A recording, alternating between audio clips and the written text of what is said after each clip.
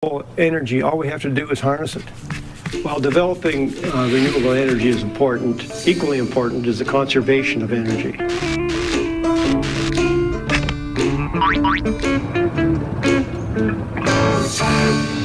Paul and I moved here in 1973, and we bought this house. We thought it would be a really lovely spot here high on the hill. We'd get a lovely view. It was built by a doctor back in about mid-60s, and it was one of those prefab houses with vertical boards, and the boards shrink, and so in the wintertime the wind blew right through the thing. The only thing that got warm was the meter. The more I looked at more energy efficient housing, the more in-earth or earth integrated architecture came into mind. Once you get below the frost line, the temperature only varies 10 degrees annually. So I thought if we could build a house underground, it might be good.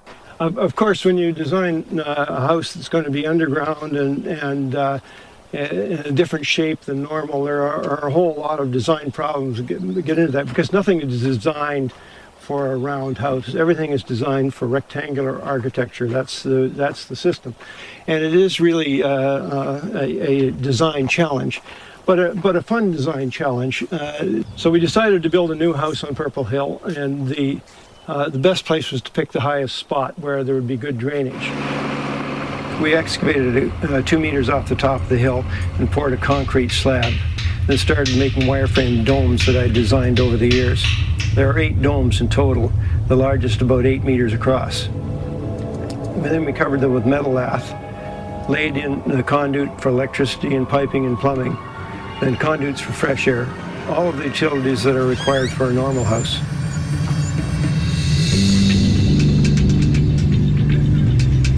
Working in concrete, you have to plan ahead, because once it's cast in concrete, it's cast in stone.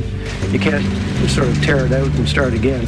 So I tended to be redundant with a lot of things. I put in double conduit and double heating tubes here and there.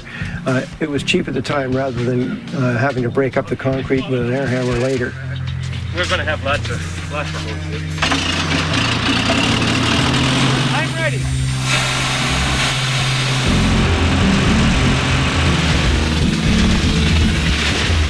The wireframes are then sprayed with concrete. It's a technique used in building swimming pools and boats.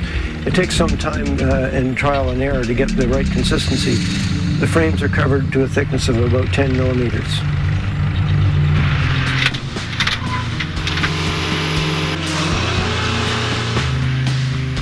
Concrete domes are covered with dirt, and the entire area is covered with insulation and a rubber membrane to keep out the moisture.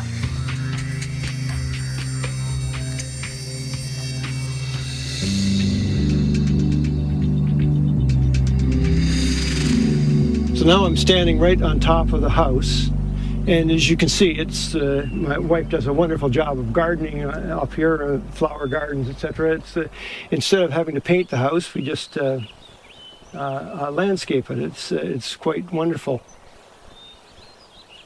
Of course, the next trick is, once you've got a house designed like that, you say you take it into the building department, and of course they're used to rectangular architecture with that fits all the codes. When they see a drawing like this, they just throw up their hands and say, "What do we know about this?" And so they rely on engineers to tell them that this is going to stand up and it's going to be good. So the next trick was to find an engineer that would be able to certify the house as being structurally sound. And it took some time to find that, because a lot of engineers just go on a normal computer program that is good for rectangular architecture. So it was a trick to find a good engineer that would look at these domes and say, yes, they're going to be structurally sound. At the time, in the 1990s, the computer technology wasn't up as fast as it is today, and it took the computer 3 days to crunch the numbers on this thing, and came out, yes, the designs work. I think a chicken could have told us that too, because the egg is the idea. There's no electricity lighting this place. It is relatively a dull day, and yet it's like being outside. The beauty of the skylights is that there's 5 times as much light comes through a skylight as comes through a side window. So that skylight, which is about 1.5 meters in diameter, produces the same amount of light as 5 windows around the outside. So this house, while it may take a little bit more energy to build it originally because you have to move all that earth, in the long run it'll be here when those other houses are long gone. You'll build and destroy 10 houses while this house will sit here forever.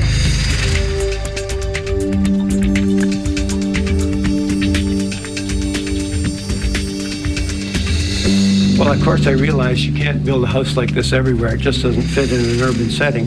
But on the other hand, you can design for conservation of energy. And the best example of that is a 100-unit complex in the south of England, which is called Bed Z. And it conserves energy in every aspect of its design.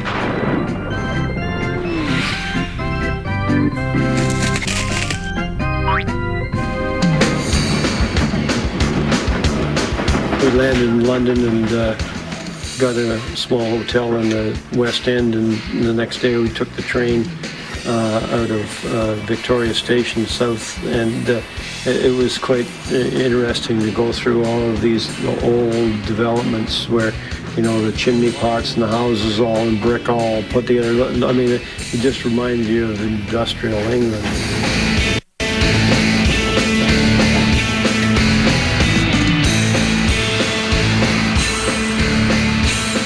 And the overall concept that Bioregional now work within, we call One Planet Living, which is the idea that, for instance, if everyone on Earth consumed as much as the average person in the UK, we would need 3 planets to support us. And so what we look at doing is creating whole lifestyles where people can live within a fair share of the Earth's resources and adopt what we're calling One Planet Living.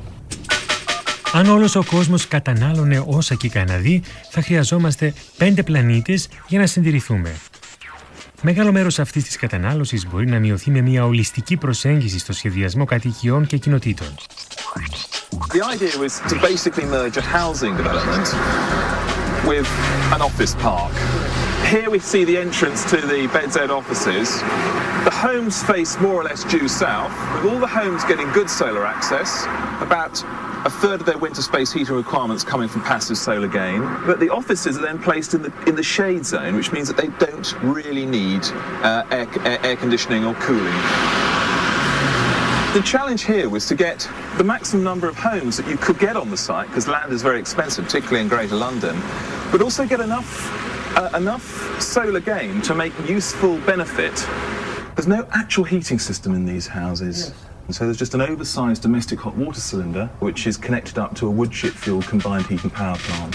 You can see the wind cowls on top of the buildings. Now they're part of the passive ventilation system.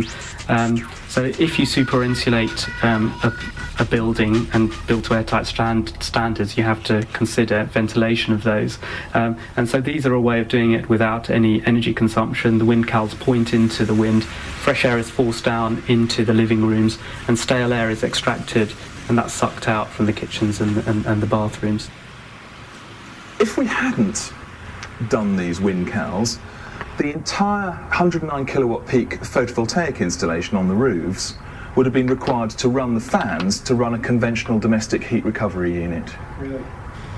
So we've used the photovoltaics to provide enough electricity to power a fleet of 40 electric cars, each running 10,000 miles a year.